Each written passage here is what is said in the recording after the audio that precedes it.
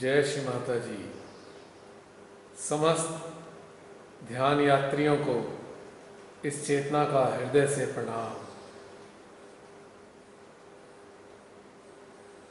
शुभारंभ होने जा रहा है आज की ध्यान यात्रा का। सभी अपने अंतःकरण को,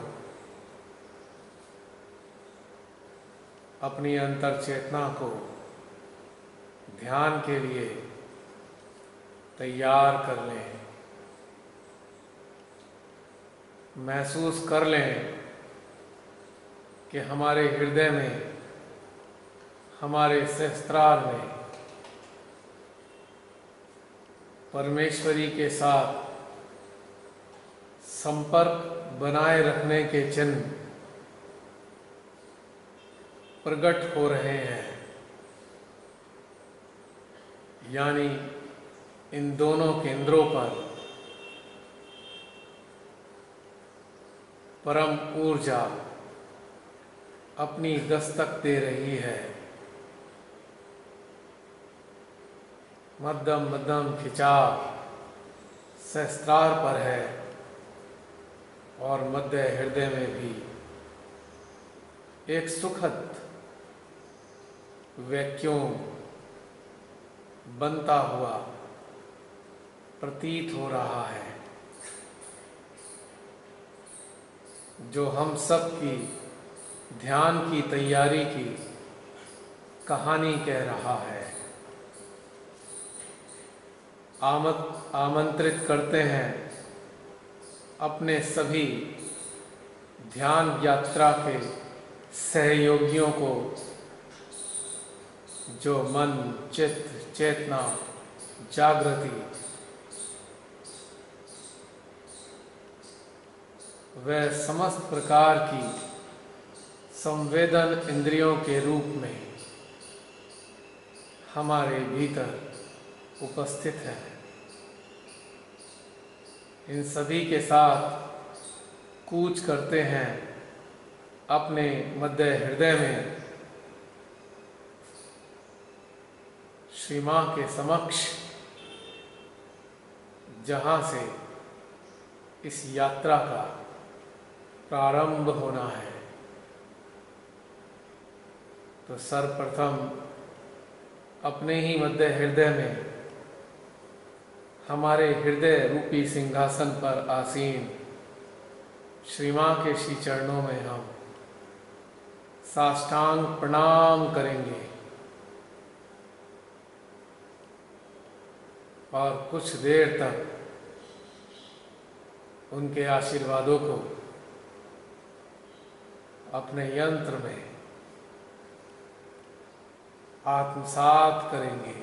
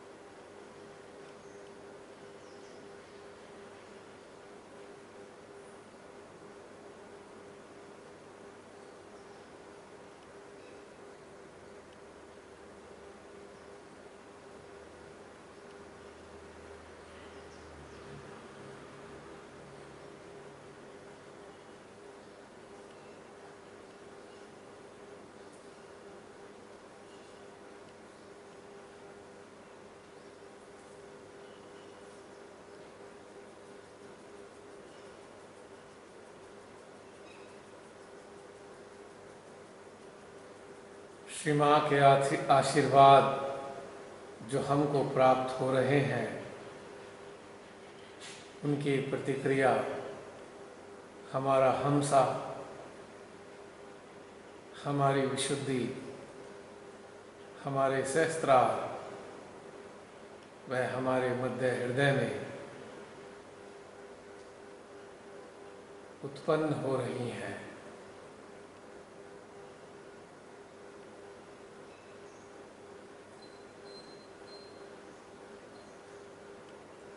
मानो मां आदि शक्ति के द्वारा जो ऊर्जा का भोजन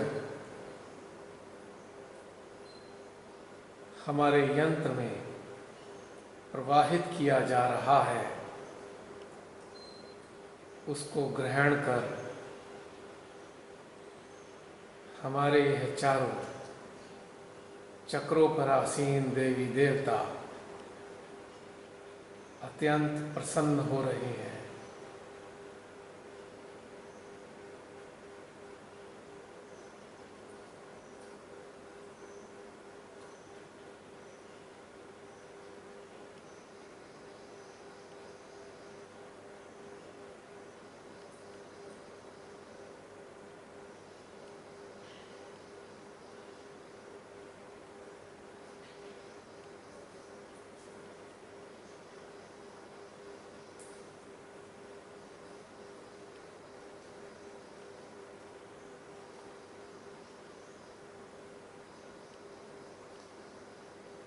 शनैः शनैः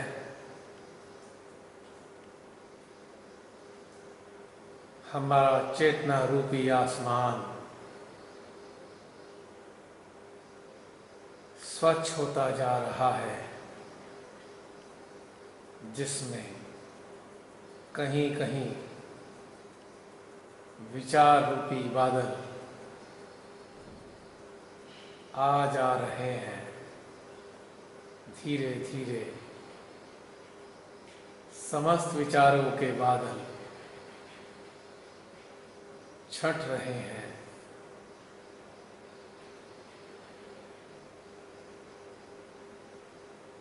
और परम का सूर्य हमारे अंतःकरण को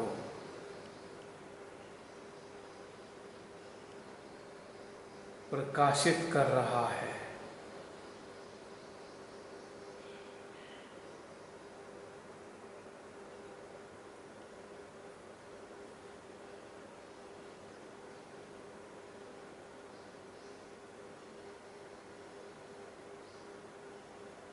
महसूस कर रहे हैं जैसे भीतर में आनंद का उजाला फैलता जा रहा है।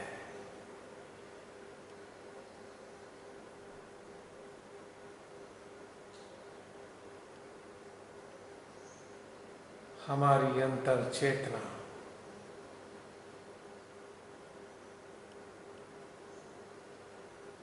इस उजाले में स्वयं को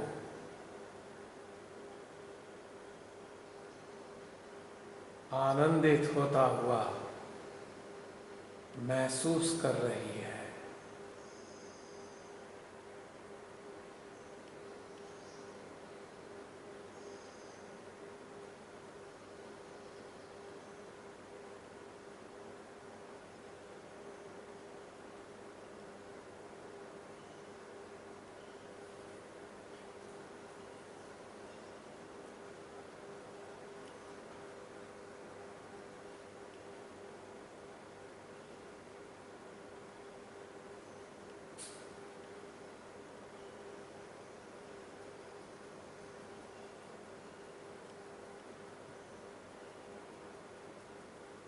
अविचारिता का सूर्य हमारी चेतना के क्षितिज पर दैदीप्यमान हो रहा है।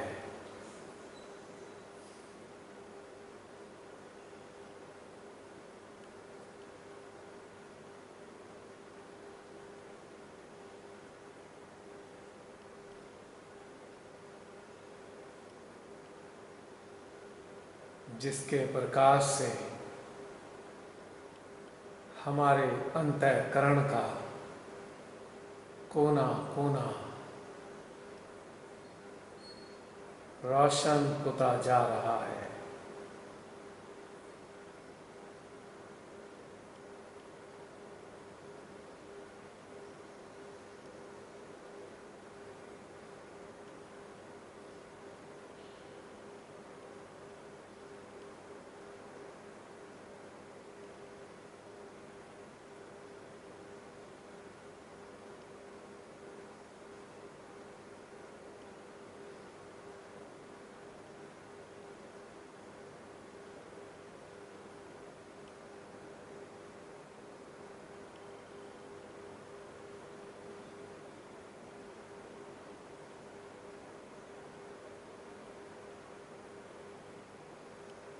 अब ऐसी सुंदर चेतन अवस्था में हम आवाहन करने जा रहे हैं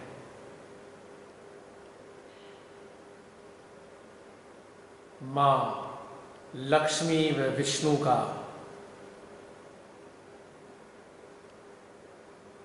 जिनकी शक्तियाँ निराकार रूप में अंतरिक्ष में निरंतर विचरण करती रहती हैं। माँ लक्ष्मी के साथ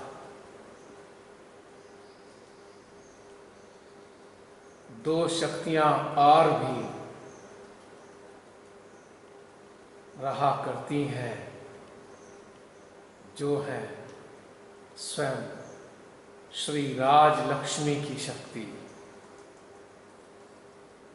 व श्री गृह लक्ष्मी की शक्ति।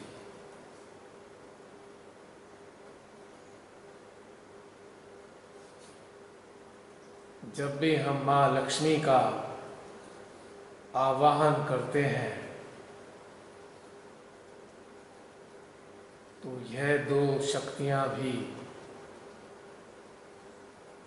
उस आवाहन के साथ साथ गतिमान हो जाती हैं,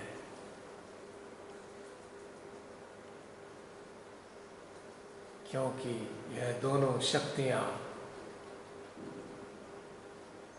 मां लक्ष्मी का अंग प्रत्यंग हैं। तो अपनी चेतना को हम अंतरिक्ष की अनंत गहराइयों में ले चलेंगे और अपने चित्त को हम मध्य नाभि पर टिका देंगे।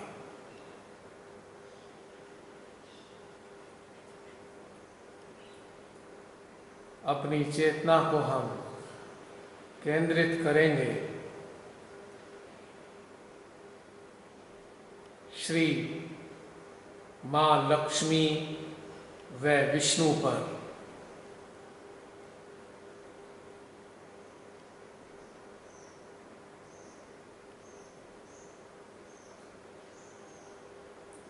पूरी एकाग्रता के साथ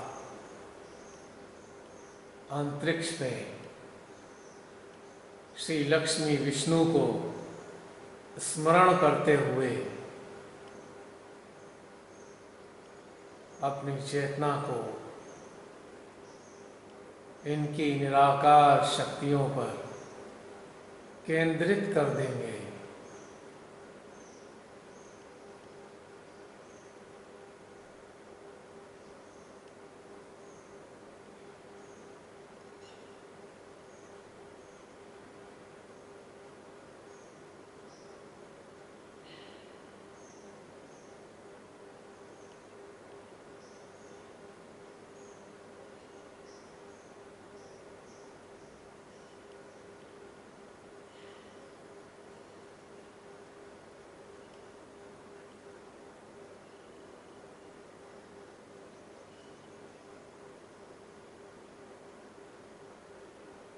इनकी निराकार ऊर्जा को हम अपने मध्य हृदय में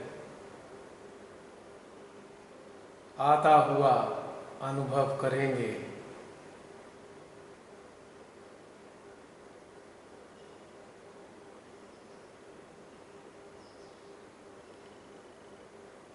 फोर पॉइंट कनेक्टिविटी हम अनुभव करेंगे।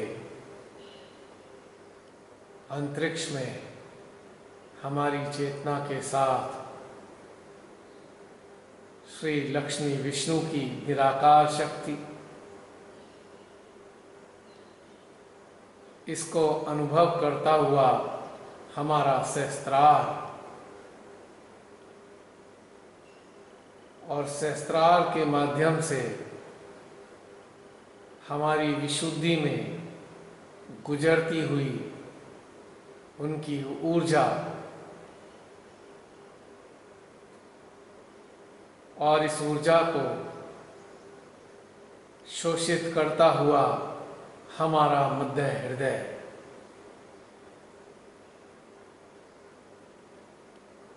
इन तीनों स्थानों पर श्री लक्ष्मी विष्णु की ऊर्जा को हम अनुभव करेंगे 2-3 मिनट के लिए।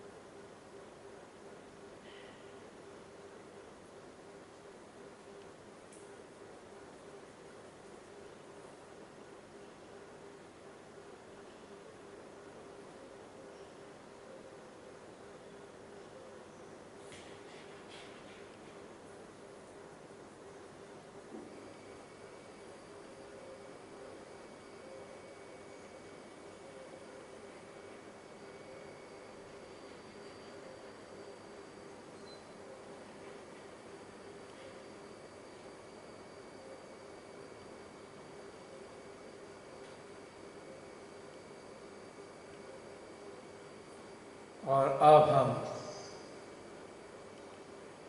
श्री लक्ष्मी विष्णु से प्रार्थना करेंगे कि वो निराकार रूप में, अपने निराकार अस्तित्व में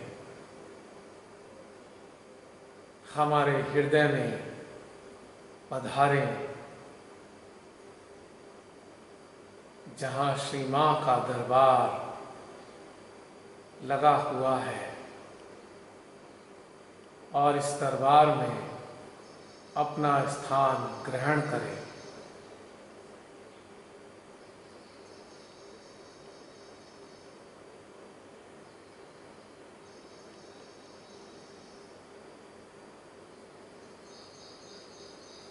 आइए श्री लक्ष्मी विष्णु, हमारे हृदय में आपका स्वागत है।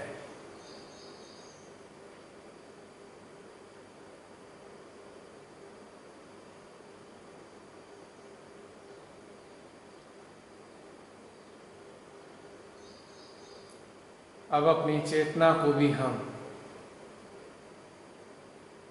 उनके निराकार अस्तित्व के साथ अपने हृदय में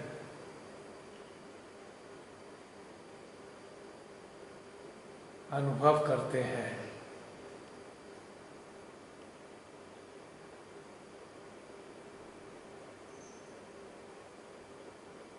एक 1.5 मिनट तक अपने ही हृदय में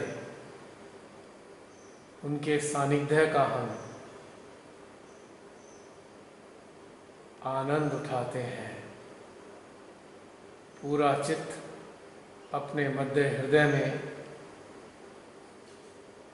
केंद्रित रहेगा श्री लक्ष्मी विष्णु के साथ।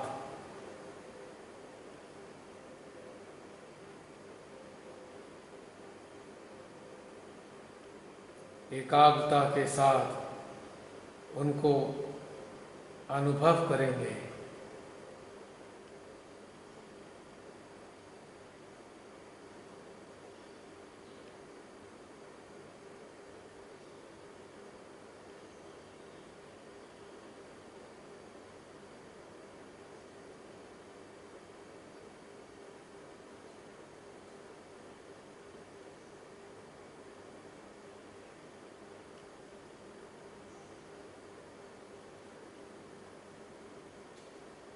हमारा मन, जागृति,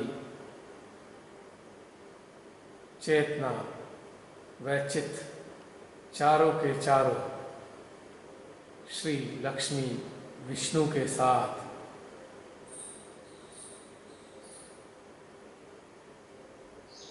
आनंदित हो रहे हैं। जैसे कि हमारे घर में जब कोई अति प्रिय मेहमान आते हैं तो सारे घर के सदस्य उनके इर्द गिर्द उनकी सेवा में उपस्थित हो जाते हैं।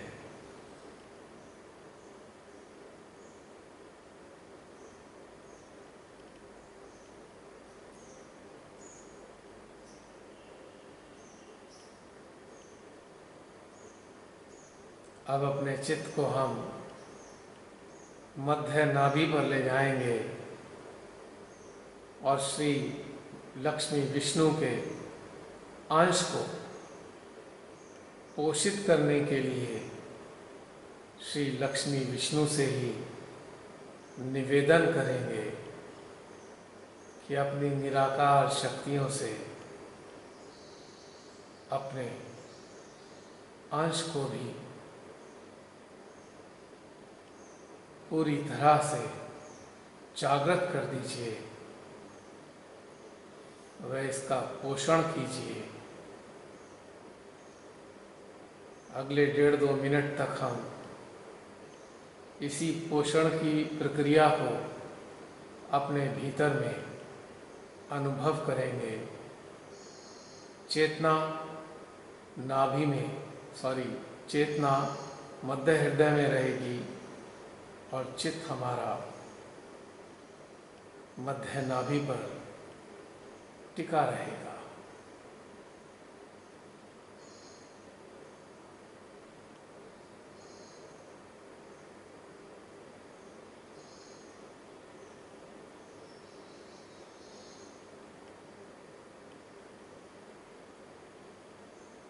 और इस प्रक्रिया के दौरान घटित होने वाली समस्त प्रकार की ऊर्जा की प्रतिक्रियाओं को भी हम नोटिस करते चलेंगे।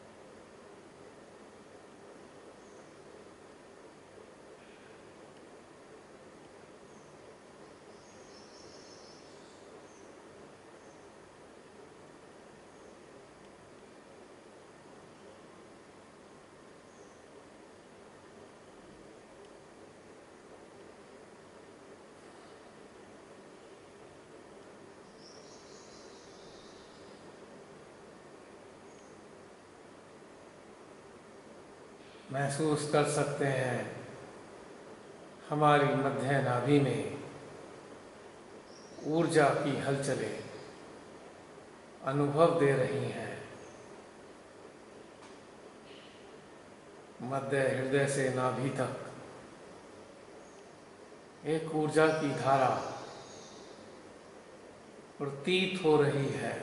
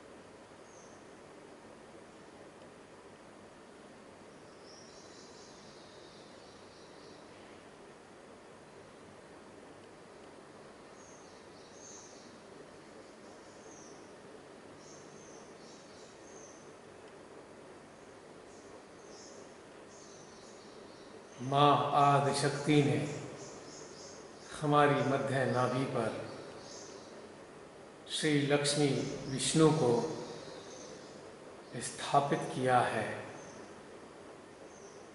जब वो हमें संसार में जन्म देती हैं तो लक्ष्मी विष्णु की जो क्वालिटी है, यानी कि जो उनके गुण हैं, यदि वो गुण हमारे भीतर में जागृत है तो हम अपने जीवन से संतुष्ट रहते हैं। यानी कि जो भी सांसारिक जीवन हमें प्राप्त हुआ है उसके प्रति हमारे भीतर में संतुष्टि बनी रहती है।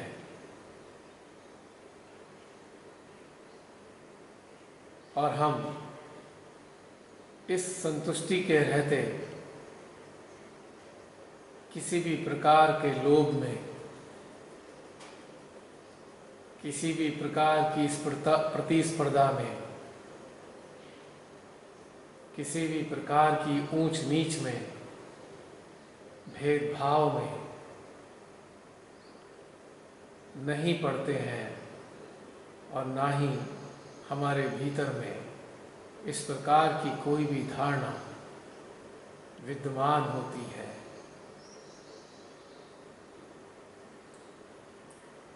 जब तक हमारा आत्म साक्षात्कार हमें प्राप्त नहीं होता, तब तक श्री लक्ष्मी विष्णु में से श्री विष्णु सुप्त अवस्था में रहते हैं, किंतु उनके गुण हमारी अंतर चेतना में विद्यमान होते हैं।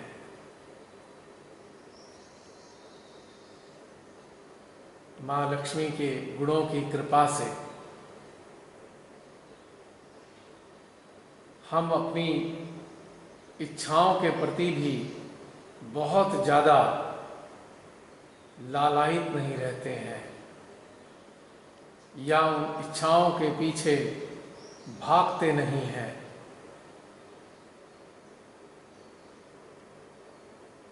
येन केन प्रकारेण उन इच्छाओं को पूरा करने के लिए हम बेचैन नहीं रहते हैं। हम भीतर में जानते हैं, अनुभव करते हैं, हे प्रभु, जो भी आपने दिया है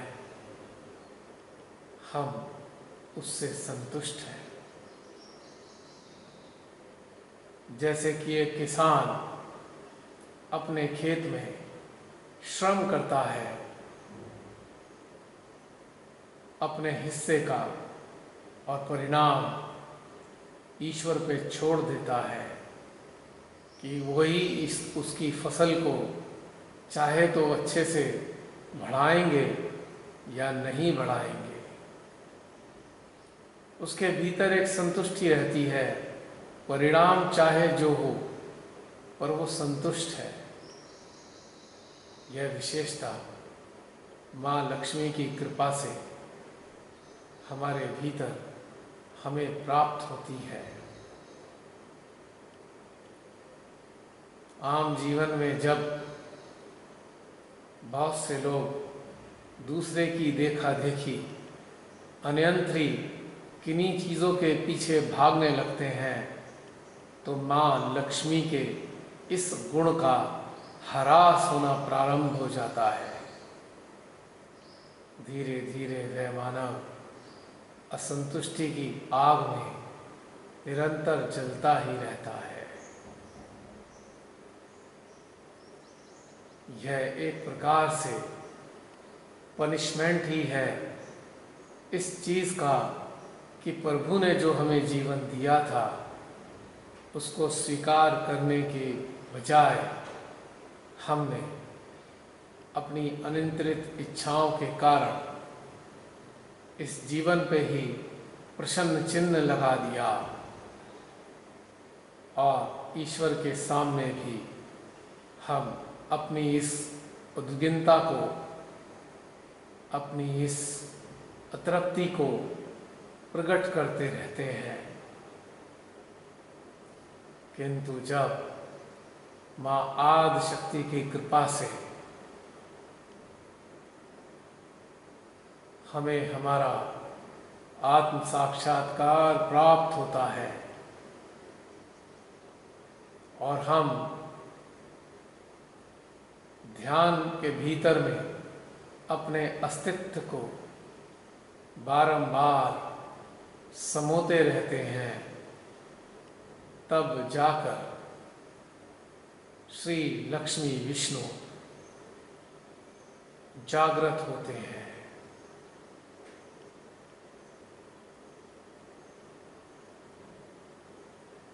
श्री माँ आदि शक्ति की ऊर्जा गहन ध्यानस्थ अवस्था में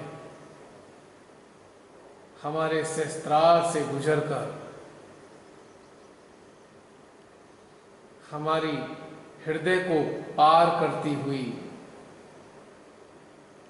हमारी मध्य नाभि को स्पर्श करने लगती है, तब धीरे धीरे यह दोनों शक्तियां, यह दोनों देवी देवता जागृत होना प्रारंभ हो जाते हैं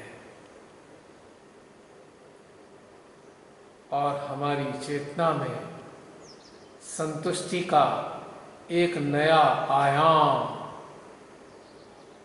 हमारे सामने आता है।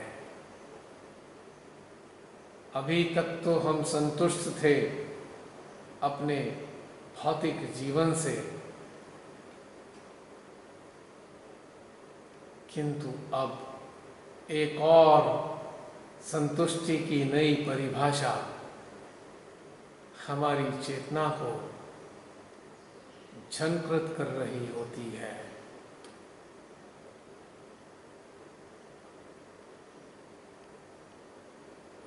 वास्तव में जब श्री विष्णु हमारे भीतर में जागृत होते हैं तो हमारे भीतर में हमारे प्रथम जन्म के प्रारंभ से ही हर जन्म में एक अनजानी सी खोज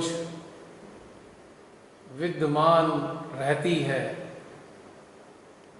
जो आम साधारण जीवन में इस खोज की तृप्ति हम अनेकों प्रकार की सांसारिक स्थितियों व वस्तुओं में ढूंढते रहते हैं।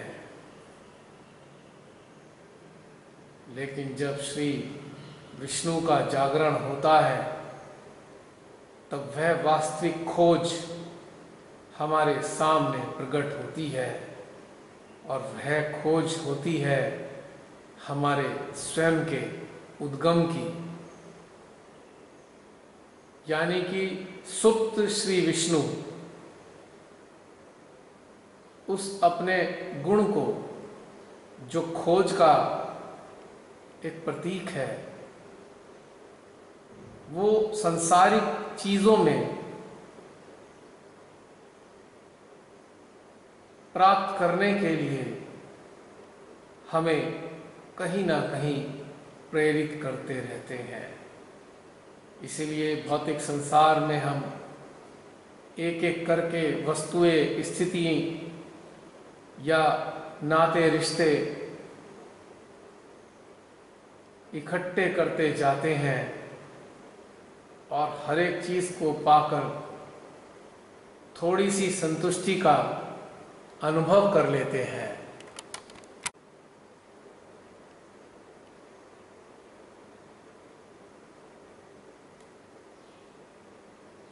उन समस्त सांसारिक वस्तुओं में हम एक एक करके टुकड़ों टुकड़ों में संतुष्टि खोजते जाते हैं।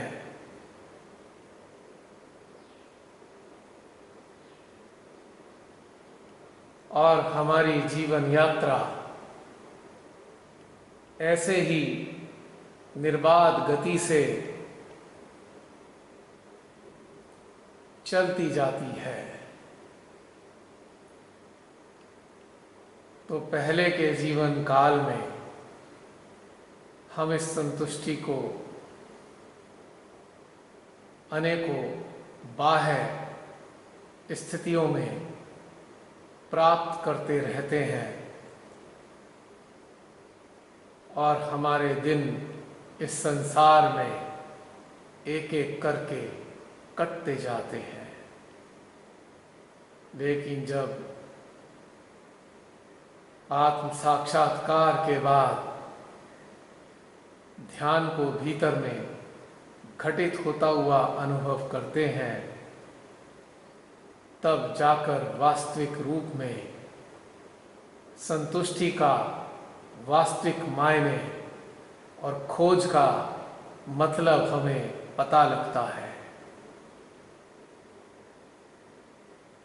शनय शनय हमारे भीतर जागृति का आगाज होता जाता है और हमारी चेतना का रुख ईश्वर की ओर अग्रसर होता जाता है।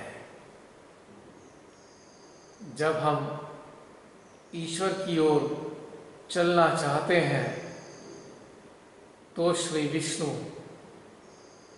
हमारी इसमें मदद करते हैं। हमारे नाभि में स्थित भव सागर को क्षीर सागर में धीरे धीरे परिवर्तित करते चले जाते हैं। यानी कि हमारी नाभि में विद्यमान जन्म जन्मांतर की अनेकों इच्छाएं धीरे धीरे नगण्य होने लगती हैं। यानी कि उन समस्त बाह्य इच्छाओं का क्षरण होने लगता है और एक दिन यह भव सागर क्षीर सागर में परिवर्तित हो जाता है। तब जाकर श्री लक्ष्मी विष्णु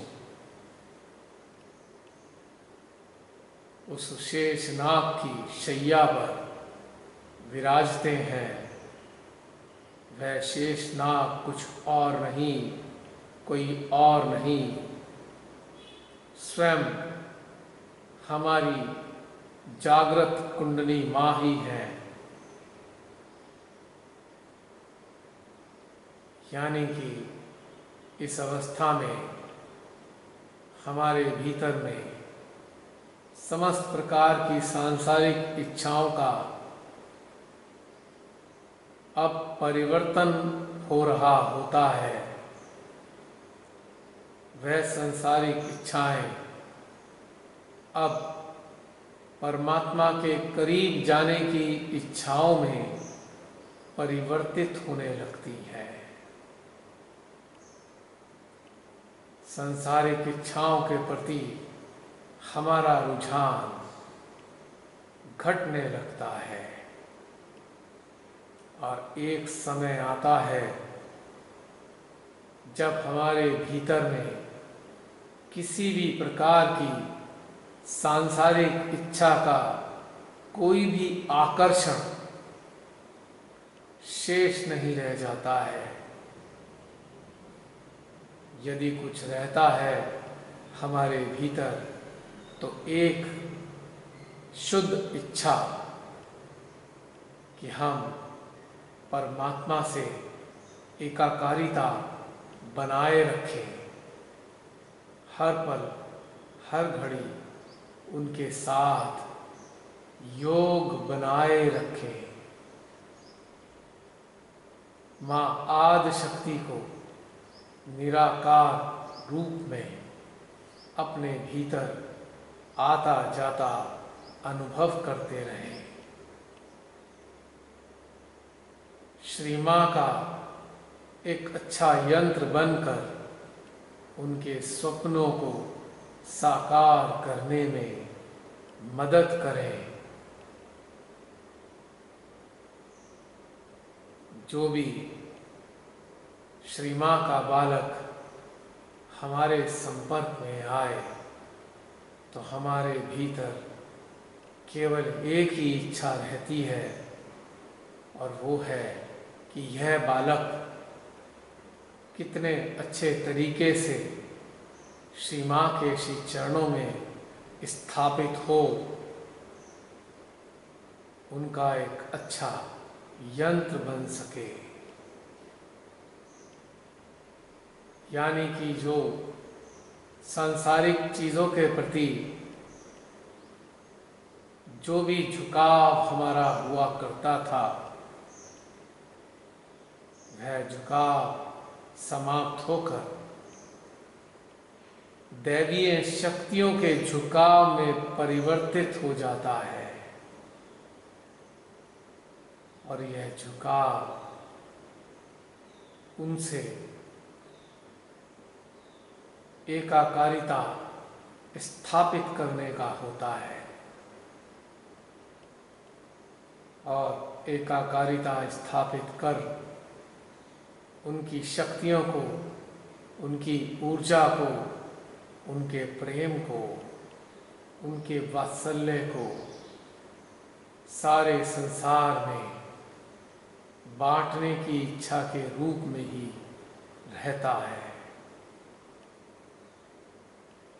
यानी कि श्री मां की कृपा से जो दूसरा जन्म आत्म साक्षात्कार के बाद हमें प्राप्त होता है,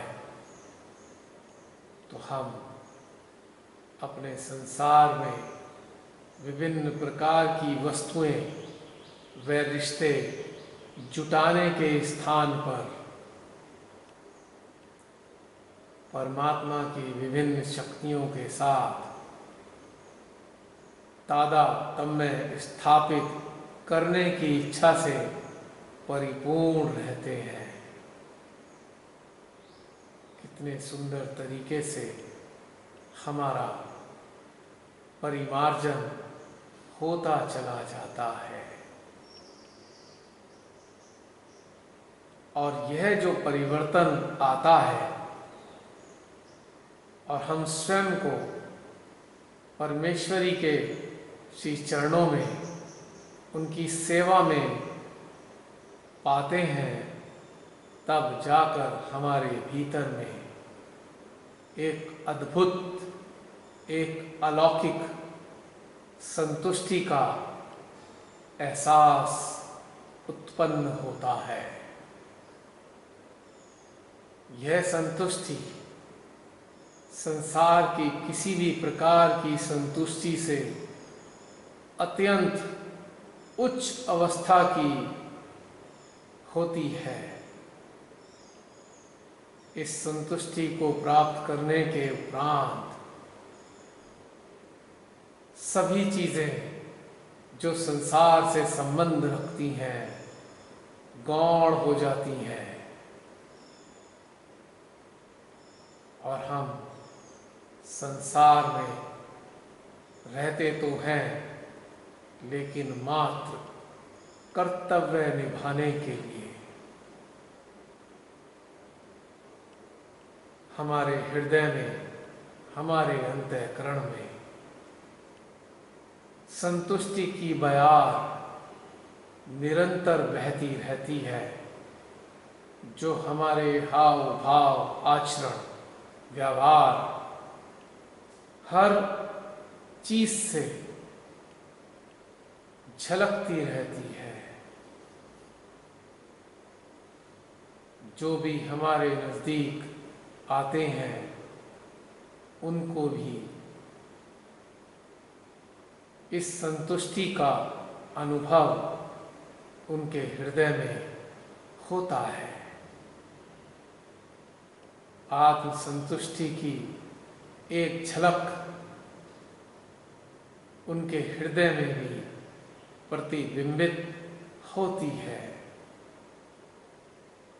और सच्चे खोजियों को यही संतुष्टि ही तो किसी भी यंत्र से प्रवाहित होने वाली यह दिव्य संतुष्टि ही तो किसी भी खोजी को आकर्षित करती है, यानी उसकी जीवात्मा को अपनी ओर खींचती है। क्योंकि हमारी जीवात्मा न जाने कितने युगों से हम सब के मनों की असंतुष्टियों से पीड़ित होती आई है। अब जब कोई ऐसा मानव किसी आत्मसंतुष्ट के संपर्क में आता है तो संतुष्टि का एक शीतल झोंका उसकी चेतना को छू कर निकल जाता है और उसकी चेतना ऐसे साधक साधिकाओं के संपर्क में निरंतर रहना चाहती है। तो श्री लक्ष्मी विष्णु का जो निराकार अस्तित्व है, हमारे केंद्रों पर उनके अंशों के रूप में, वह भी धीरे धीरे जागृत होने लगता है। और जागृत होने के बाद अनेकों प्रकार की संतुष्टि की लहरें हमारे अंतःकरण को निरंतर आडोलित करती रहती हैं। ऐसे संतुष्ट मानव, ऐसी संतुष्ट जागृत जीवात्माएं किसी से कुछ भी, किसी भी प्रकार की कभी अपेक्षा नहीं रखती हैं। उनके भीतर में तो केवल एक ही भाव उमड़ता घुमड़ता रहता है कि जो भी परमेश्वरी ने हमें दिया है वो किस प्रकार से सब तक पहुंचता जाए।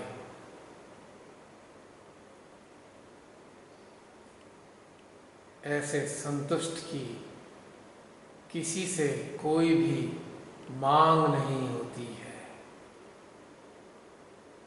ना ही ऐसी संतुष्ट जागृत चेतना परमेश्वरी से ही कोई अपनी डिमांड रखती है।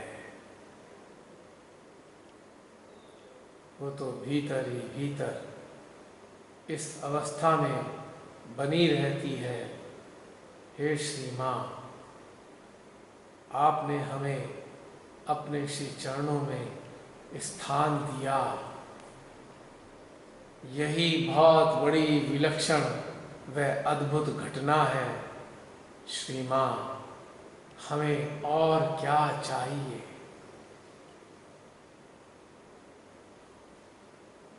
जो आपको देना हो देते रहिए मां। हमारी तो कोई भी मांग नहीं है। यदि कोई मांग है भी तो मात्र इतनी सी है मां, अपने सानिध्य में हमें निरंतर बनाए रखिए मां। युगों युगों से, अनादि काल से, जब से पहली बार हमारी जीवात्मा इस मानव देह में आई है मां, तभी से वो आपके सानिध्य में पुनः रहना चाहती है। और अब आपने अनुकंपा करके हमें अपने श्री चरणों में जो स्थान दिया है मां, युग युगांतर की हमारी जीवात्मा की इच्छा का आपने पोषण कर दिया है मां। क्या है हमारे भीतर, क्या हमें चाहिए? झांक कर देखते हैं हम तो पाते हैं कुछ भी तो नहीं चाहिए। श्री मां का एहसास अपने हृदय में, श्री मां की उपस्थिति का अनुभव अपने शस्त्रार पर, श्री मां की ऊर्जा का एहसास हमारे अंतःकरण में, हमारे सूक्ष्म यंत्र में बहती हुई दिव्य ऊर्जा के रूप में। यही स्थितियां तो हमको अत्यंत संतुष्टि प्रदान करती हैं मां।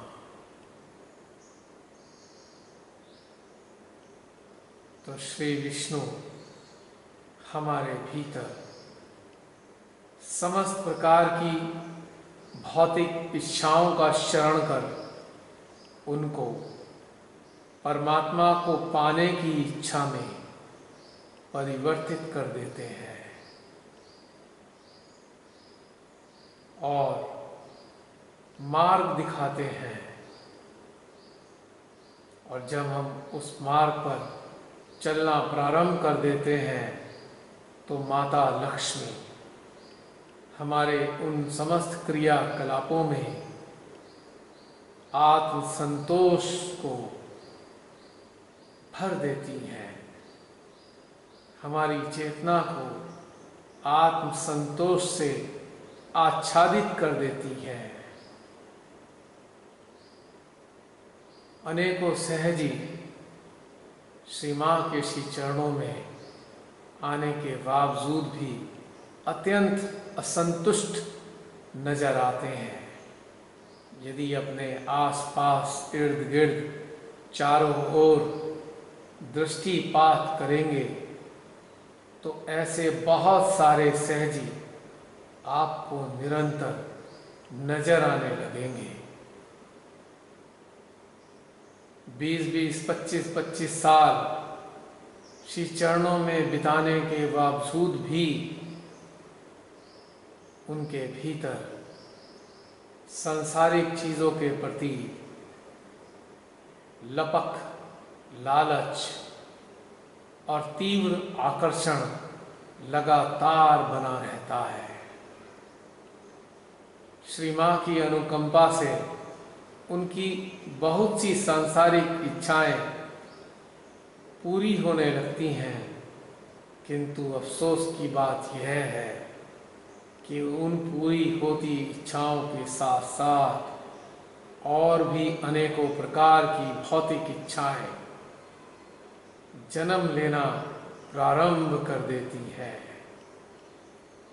यह सहजी वही सहजी होते हैं जिनके भीतर अभी माता लक्ष्मी और श्री विष्णु का जागरण नहीं हुआ और न ही उनके गुण उनके भीतर में विद्यमान है।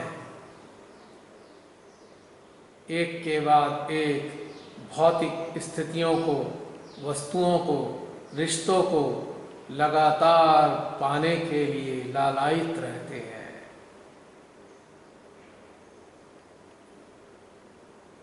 कभी उनको गाड़ी चाहिए तो कभी उनको वस्त्र चाहिए, तो कभी उनकी इच्छा होती है समाज में प्रतिष्ठा बना ले, कभी उनकी इच्छा होती है अपनी पहचान बना लें और उस पहचान को बनाने के उपरांत उसके माध्यम से धन का अर्जन कर लें।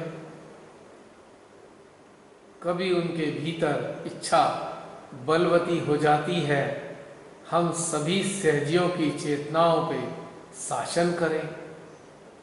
बड़े अजीबोगरीब प्रकार की नाना इच्छाएं निरंतर उनके भीतर उत्पन्न होती रहती हैं और वह एक मृग की भांति उन सभी इच्छाओं को निरंतर प्राप्त करने के लिए यहाँ से वहाँ तक भाग दौड़ करते रहते हैं। बाह्य रूप से देखने में उनके बाह्य कार्यों को देखकर तो ऐसा प्रतीत होगा न जाने कितने महान सहजी हैं वो, बड़े सारे कार्य करते हैं, हजारों लोगों को आत्म साक्षात्कार देते रहते हैं, किंतु अंतःकरण में प्यासे पपीहे की तरह निरंतर भौतिकता का रसपान करने के लिए भौतिक स्थितियों, वस्तुओं और रिश्तों की वर्षा का इंतजार करते रहते हैं। जैसे प्यासा पपीहा वर्षा ऋतु का इंतजार करता है, निरंतर अपेक्षा करता है, ऐसे ही इस प्रकार के सहज प्यासे पपीहे की तरह निरंतर असंतुष्टि को अपने भीतर में बनाए रखते हैं, या ये कहिए असंतुष्टि से पीड़ित रहते हैं। यदि लक्ष्मी विष्णु हमारे भीतर में ना जागें तो हम सही मायने में सहजी ही नहीं बन सकते।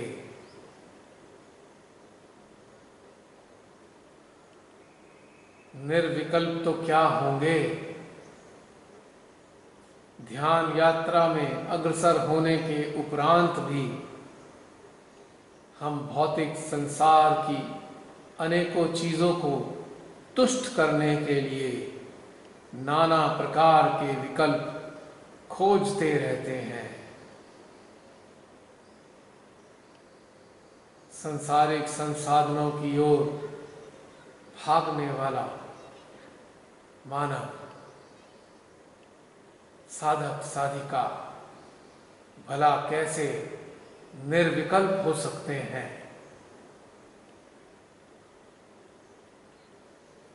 निर्विकल्प का एक सबसे बड़ा गुण है, वो है आत्मसंतुष्टि।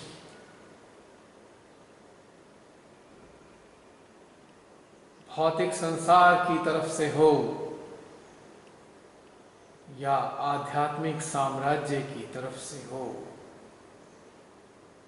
एक और वर्ग सहजियों का है जो भौतिकता की ओर तो नहीं देखता, लेकिन रात दिन अपने भीतर असंतुष्टि से आच्छादित रहते हैं, शंका रखते हैं, श्री माता जी क्या हम अच्छे सहयोगी बन नहीं पाए हैं, क्या हम आपके बच्चे नहीं बन पाएंगे।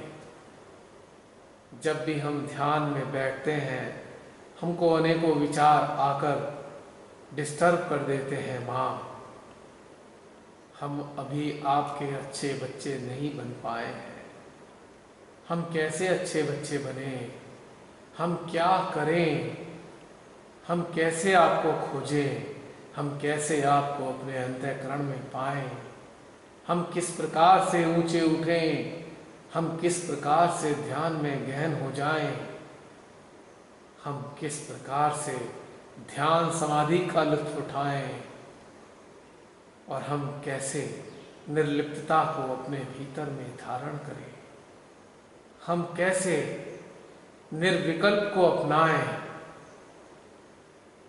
हजारों प्रकार के विचार ध्यान में हमारे चलते हैं, तो हम किस प्रकार से भला निर्विचारिता का आनंद ले पाए। तो यह भी एक बहुत बड़ा वर्ग है सहजियों का, जो इस प्रकार के नाना प्रकार की असंतुष्टियों से घिरे होते हैं। यह सब भी वही हैं जिनके भीतर अभी लक्ष्मी विष्णु का पूर्णतया जागरण नहीं हुआ। हाँ, कुछ उनके गुण अवश्य उत्पन्न हो चुके होंगे, या कुछ गुण पहले से ही होंगे, किंतु अभी दोनों देवी देवता जागे नहीं हैं। जिस दिन ये जाग जाते हैं उसी दिन से हम अपने सभी सांसारिक व आध्यात्मिक कार्यों के प्रति पूर्णतया संतुष्टि का अनुभव कर रहे होते हैं। हमारी चेतना में एक अद्भुत शांति, संतुष्टि का सागर लहराता रहता है। ऐसे साधक साधिकाओं के बारे में यदि कोई विचार भी कर ले, तत्क्षण उनके हृदय में एक संतुष्टि की धारा प्रस्फुटित होने लगती है। यानी आत्म संतुष्टि से आच्छादित सहजियों के हृदय से अनेकों प्रकार की संतुष्टि की धाराएं फूट रही होती हैं, जो संपर्क में आने वाले वास्तविक खोजियों को तुरंत आभास करा देती हैं।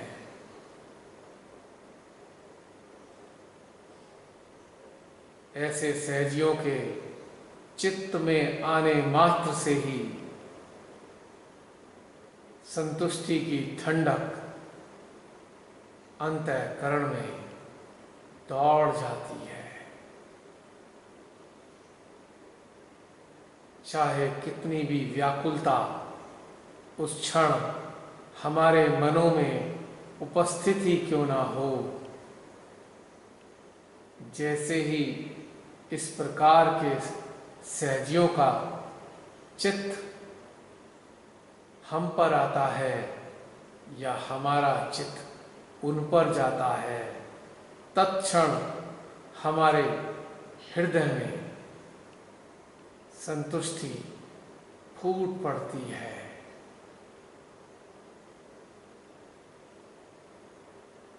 और हम भी अपने भीतर में अद्भुत शांति का अनुभव करते हैं।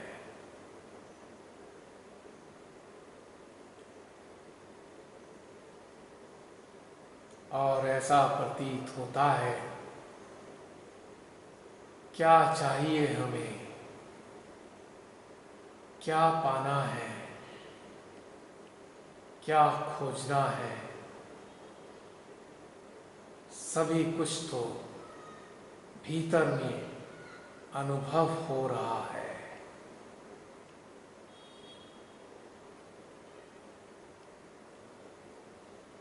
ऐसे संतुष्टि से आच्छादित साधक साधिका अंदर से एकदम स्थिर होते हैं। उनके भीतर किसी भी प्रकार की कोई भी आंतरिक हलचलें घटित नहीं होती हैं।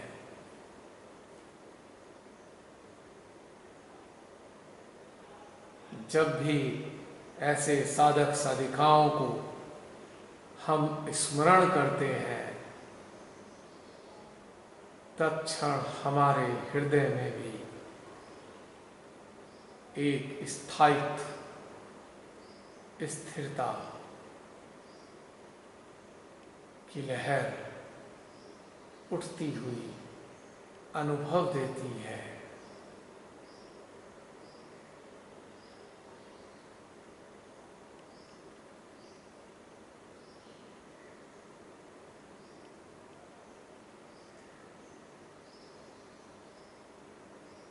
अपने भीतर में हम निरंतर अवलोकन करके देखें कि हमारे अंतःकरण में अभी भी कितने प्रकार की असंतुष्टियां विद्यमान हैं। चाहे वो असंतुष्टियां भौतिक जगत को लेकर हों या आध्यात्मिक साम्राज्य के प्रति हों या ध्यान के प्रति हों,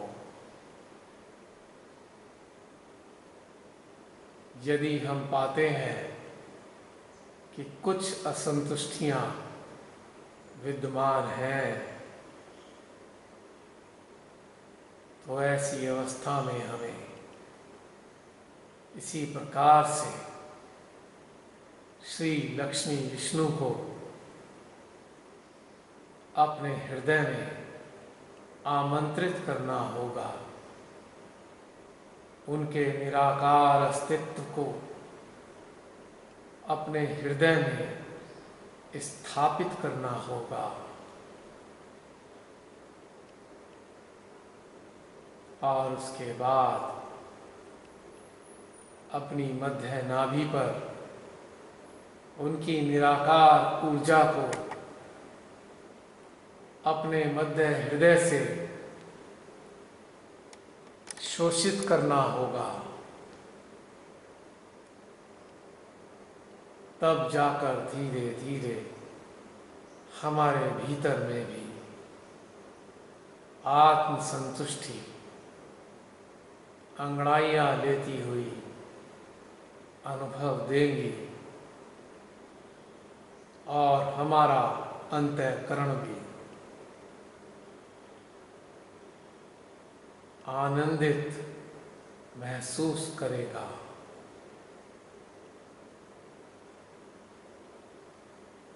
जिनके भीतर यह दो विभूतियां जागृत नहीं हो पाती हैं, यदि उनको आप जानते हैं तो आप देखते होंगे वह निरंतर किसी ना किसी चीज के पीछे भागते ही रहते हैं। और एक और विशेषता उन लोगों में होती है कि वे लोग अनेकों प्रकार के समाज में स्थापित लोगों की ओर बहुत जल्दी से आकर्षित होते हैं और उनकी नकल करने को आतुर रहते हैं। प्रसिद्ध व्यक्तित्व जो उनके सामने आते हैं तो बारंबार कभी किसी व्यक्तित्व को अपने भीतर में धारण करने का प्रयास करते हैं, तो कभी दूसरे व्यक्तित्व को अपने व्यक्तित्व में उतारने की तैयारी करते हैं, तो कभी किसी के व्यक्तित्व की नकल करते हैं, तो कभी किसी के आचरण का पूरा सेटअप अपने भीतर में स्थापित कर लेते हैं। यानी कि ऐसे लोग जो असंतुष्ट होते हैं, उनके पास अपनी कोई भी मौलिकता नहीं होती है।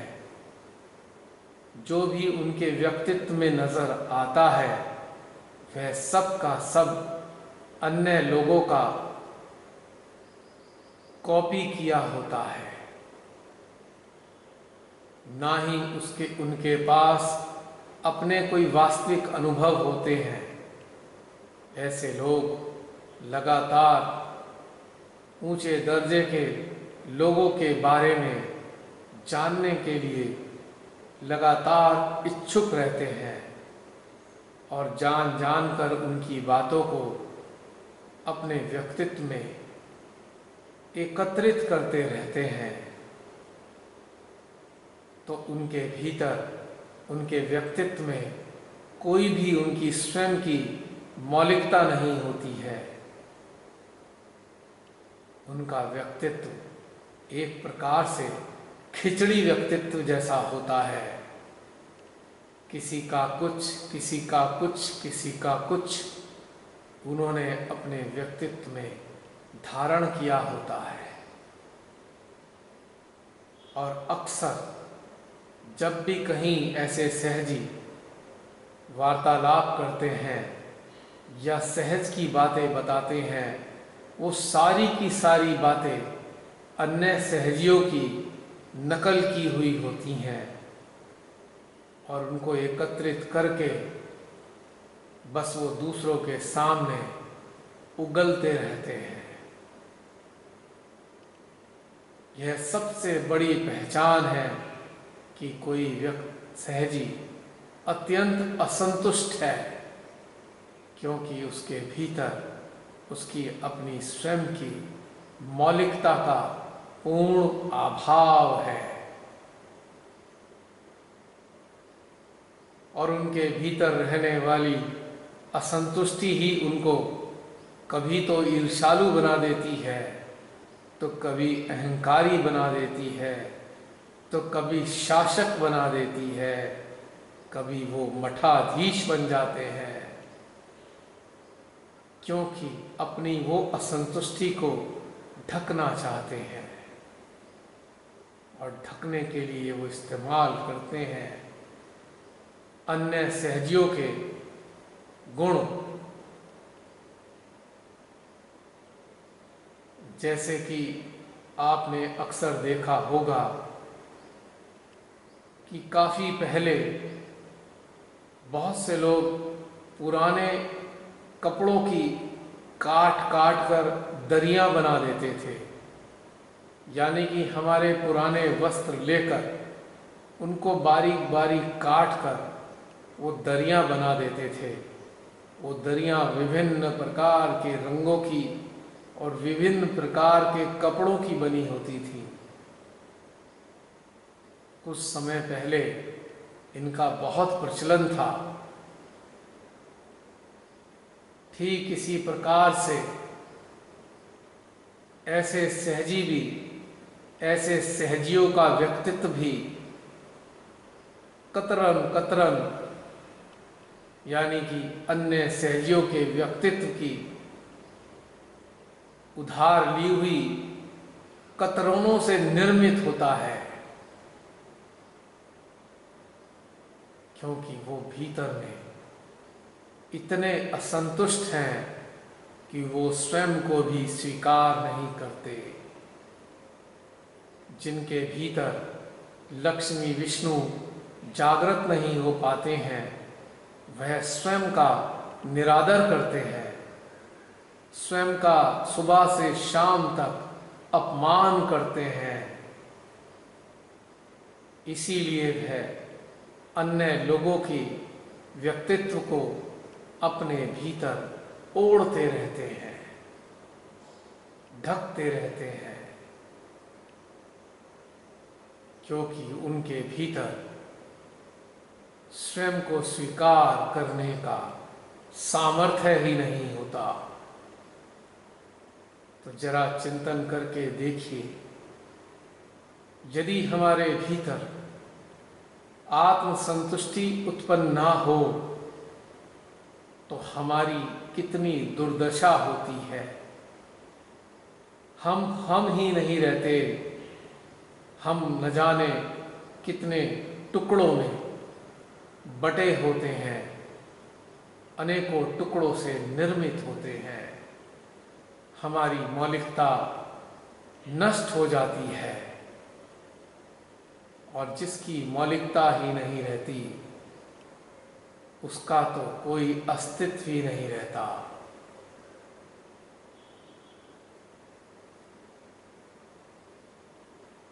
ऐसी अवस्था में